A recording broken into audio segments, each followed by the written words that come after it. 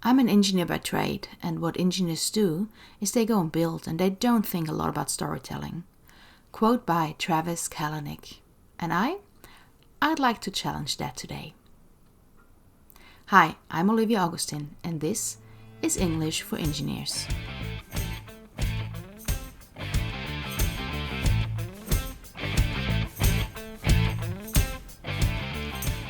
Hello and welcome to the English for Engineers podcast. Quite sure you've heard the terms business English and technical English. They get thrown around a lot. But have you ever wondered what exactly those terms mean? And why, therefore, your regular school English might just not be enough? Let's start with definitions. Merriam-Webster, that's a renowned English dictionary. It's like the Duden in Germany or the Van Dalen in the Netherlands. So Merriam-Webster defines business English as follows. English as taught in non-English speaking countries in courses that emphasize its commercial rather than its cultural importance and that are normally designed to produce conversational fluency within a limited vocabulary. But what does that mean actually? It means business English courses focus on language used in a business context, such as international trade, finance, banking, or simply in an office environment. It involves a certain clarity, I would say particular vocabulary, and grammatical structures. But learning English involves much more than simply studying grammar and vocabulary. We all talk differently to our grandparents or friends than when we talk to our boss or our business partners, even in our mother language. And a WhatsApp message is written totally different from a technical report or a business report. So why is there an emphasis on non-native speakers? Often business English is the lingua franca between business partners who are both not English native speakers. And it doesn't really matter what their business is. It can be engineering, it can be global trade, can be selling fake handbags at the Trevi Fountain in Rome. And to avoid misunderstandings, business English is usually short and to the point, because we're not trying to win a Nobel Prize for Literature. Let me give you some examples. You would use the word explode instead of blow up, because phrasal words can be confusing. You would use the word use instead of utilize, because that's quite a long verb. And you would avoid idioms. Idioms are culturally based expressions that would be, in English, cut him some slack. A German example would be Hals- und Beinbruch. A Dutch example would be hart unter de riem steken. So they don't make any sense if you translate them literally. So it can be confusing to non-native speakers. Definitely was confusing to me when I heard de plank mislopen in Dutch for the very first time and all the Jan Joker expressions. So during a business English class, you will also learn about cultural differences. For example, that hierarchy is important to Austrians, but frowned upon in the Netherlands. So what about the grammar? It should be simple and effective. So save all the complicated grammatical constructions for your next novel. Easily understandable English mostly uses simple tenses. The past simple, the present simple, the future simple, and the present perfect. So words like first and then, before and after, they indicate the order of actions instead of complex grammatical structures. And I have to admit, even though I do love the endless possibilities of the 12 English verb tenses, you won't use them, or you better don't use them in your business writing. It can be utterly confusing to other non-native speakers. We want our messages to be easy to grasp because that saves time and money. So the next question, what is technical English then? What is it and why is it? So let's start with the what. What is technical English? And to be honest, that's a bit hard to pin down. Suppose you think of the tech English of a construction worker on site. It seems to be a completely different language if you compare it to an IT specialist's tech English. And in my experience, when starting to work with new clients, they mostly think I'm gonna teach them all the technical terms that they need in their profession. But I ain't no walking dictionary. Yes, I do have a background in civil engineering, but I also work with electrical engineers, process engineers, mechanical engineers. I've been working with people in food engineering and model-based systems engineering. Actually, I think I covered almost the whole STEM spectrum. That said, on the other hand, technical English often refers to quite specialized language professionals use to communicate with each other, which people outside that profession don't necessarily use. And with this definition, business or medical or even legal English all contain technical English to some degree. And there have been countless studies trying to define and characterize what exactly technical English is. Almost stumbled over that tech. So there have been tons of studies that try to pin down what technical English is. And I'm going to add a list in the description of the podcast with those studies so you have the references.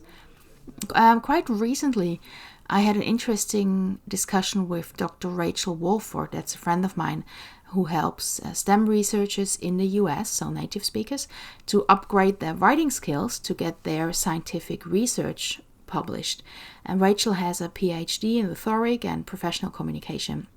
And her definition of technical English as a native English speaker working with other native English speaking researchers in STEM is significantly different from what my non-native English speaking engineers in Europe need to get their international projects going. You might have heard the expression STEM twice now. STEM is short for science, technique, engineering, and mathematics. And everyone loves a good abbreviation, so all those people falling under those four definitions are just called people in STEM. So let's go on with my next question. Have you ever heard about STE? ASD-STE100 Simplified Technical English? No? Okay, let me give you some definition and background information on that. ASD-STE100 Simplified Technical English, or short STE, is a controlled language developed in the early 1980s to help non-native speakers of English to understand technical manuals written in English. Back then it was called the AECMA, Simplified English. So what was the goal? The goal was that non-English native speakers could understand technical manuals unambiguously. Unambiguously is just fancy schmancy for without the shadow of a doubt, proving my point here. And it was initially used in commercial aviation. Aviation is another word you might not know. It has to do with everything airplanes. And later it became a requirement for defense projects, including land and sea vehicles. And today, many maintenance manuals are written in STE. In the latest edition of the STE specification, it was version 8 from April 2021, they gave a general introduction, and I'm going to read it to you. It says, ASD Simplified Technical English, short STE, is an international specification for the preparation of technical documentation in a controlled language. STE has two parts: a set of writing rules, part 1, and a controlled dictionary, part 2. The writing rules are about grammar and style. The dictionary gives the general words that a writer can use. As you can guess, any document called, quote, ASD-STE100 Simplified Technical English Specifications version 8, issued April 2021, is a long read and boring, and I fought my way through the more than 400 pages for you. So let me give you a breakdown of the essentials. So what's the difference between regular English and simplified technical English? Simplified technical English simplifies those complex rules of standard English with its 12 tenses and all the fancy literary stuff, and replaces complicated terminology with simpler synonyms. And that results in a less complex text, and it makes the documentation easier for readers to understand. Let me give you some of the rules. One of them is that you shouldn't use phrasal verbs. That means you should say start instead of turn on. You should say stop instead of turn off. Another rule would be that we stick to the 3 simple tenses: past simple, present simple, future simple. Another one is to restrict yourself to quite short sentences. They even give you a number on that. It's about 20 words per sentence. And you think that's a lot, but try it. Another rule would be to use articles a and the wherever possible. Maybe that needs some explanation. Think of the verb to stop and the noun a stop. That could be confusing if there's no article. Another rule in STE is to use separate sentences or bullet points for sequential steps rather than one long sentence. It's just easier to read, and the text is easier to skim through. So what are the benefits of STE? When using Simplified Technical English instead of regular English, a text typically shrinks by 20%. It's more repetitive, but also more clearly structured. And for technical translations, for example, manuals or for technical reports, this can significantly impact translation costs. And for users, especially non-native English speakers, STE reduces uncertainty and it makes the documentation easier to understand. Installation and maintenance becomes more reliable and predictable, and the likelihood of errors introduced by misreading the instructions. My tongue doesn't want to work along with me today. So let me repeat that whole sentence. What did I want to tell you? Oh yeah. Installation and maintenance can become more reliable and predictable because the likelihood of errors that could be introduced by misreading those instructions decreases. So fewer errors, fewer possibilities to misread a text. So let me sum up the benefits. Number 1, clear structure. Number 2, lower translation costs. Number 3, easier to understand. Number 4, increased safety. Number 5, lower risk of mistakes and errors. Who really needs it? STE is mandatory in the aviation industry and in the military. But whenever you work on international projects where it's really vital to avoid confusion between non-native speakers, some of the rules can help engineers communicate more effectively. And it helps to prevent major problems arising out of communication difficulties or misinterpretations. For example, even if you're not in aviation, you're not in military, but if you're dealing with an American client, Spanish architect,